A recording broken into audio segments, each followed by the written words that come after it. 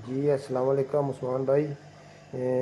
जो आपने रुकवा हमें भेजा था, ये 7 दिन में जो है ना, हमने अपने भाई को सुनाया है, एक दफ़ा सुबह और एक दफ़ा शाम। और माशाल्लाह इन इन 7 दिनों के से पहले ही अभी 2 दिन रहते हैं, 5 दिनों में माशाल्लाह जो है ना, ये बोलने भी लग पड़ा है। इटली से बोलने भी लग पड़ा है। और 3 माह से हम इटली में थे। ये 8 माह से इटली हॉस्पिटल में था। और जो है ना, इसकी ट्रीटमेंट कर रहे थे। डॉक्टरों को समझ नहीं लग रही थी किसी भी बात की। तो हमने माशाल्लाह जो है ना, उस्मान साहब आपका बहुत शुक्रिया। और हमने जो है ना, आपने जो हमें ये रुकवा दिया था, ये सेंड किया था, और आपकी यूट्यूब से भी हमने ये वाला रुकवा देखा था।